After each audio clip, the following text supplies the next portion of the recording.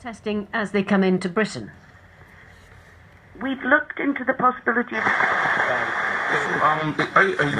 Shall I call it Dr. Hofstar? Moving at high speed, recorded a prostate cancer.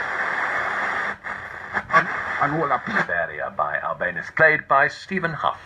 9 minutes past 8, the overture to Rossini's opera The Silken Ladder.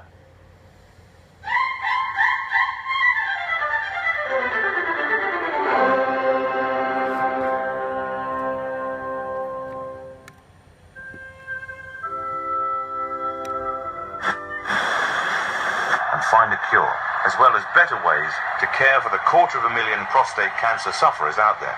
Please, get on side.